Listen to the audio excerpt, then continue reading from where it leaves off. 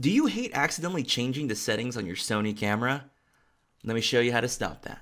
What is good, YouTube? It's that one camera guy back at it again with another video. In this quick episode, I'll show you how to keep your settings from changing. Don't worry, I'll show you how to do it on other Sony cameras.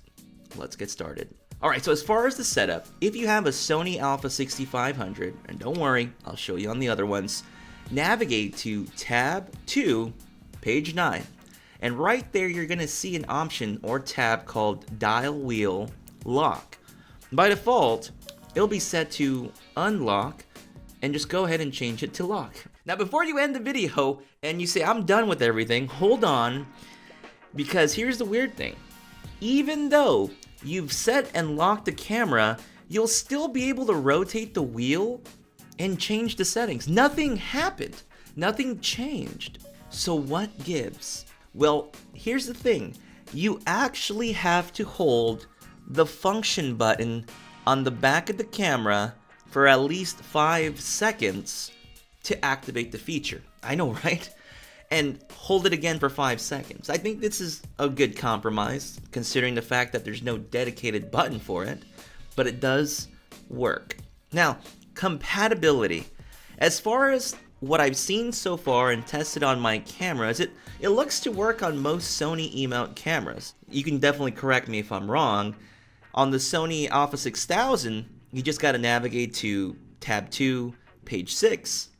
And if you have the Sony a6300, tab 2, page 8.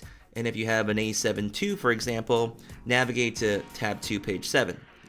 I think you're picking up the pattern here. Just go to tab 2 and go to the very, very end of that tab setup on those pages, and you'll find that option. So why lock your camera?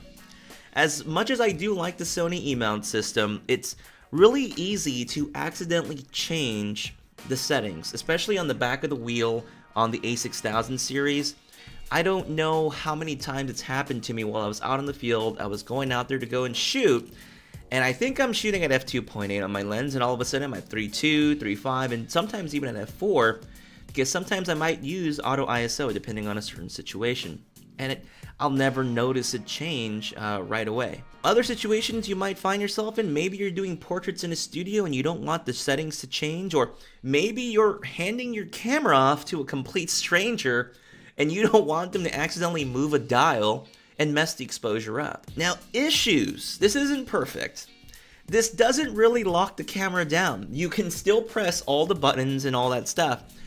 It just prevents you from changing the exposure settings, the aperture and the shutter speed, or in this case just those two wheels, depending on what mode you might be in. So for example, I could press the ISO button on the back of the camera and then turn the wheel. So the wheel still functions and works, it just works on a different setting. So the question I have for you before I go is, have you ever used this feature, and what kind of situation would you ever find yourself using this for the kind of work that you do? I'd love to hear what you have to say in the comments section below, where we can continue this conversation. Now, I gotta give a special thanks to Philip Cunio, who brought this up on my Facebook page. He actually asked me a question, and definitely hit me up there if you have any questions as well. I couldn't answer his exact question, but maybe someone here can. But at least we found out how to lock the rotation dials. Now, if you found this video helpful, you know what to do. Give it a like. And if you're dying to see more content, feel free to click somewhere over here for that video. And if you do like the stuff and you want to catch up on the next video, don't forget to go ahead and subscribe somewhere over there. And with that said, I'm your host, That One Camera Guy, and I'll catch you on the next video. Bye.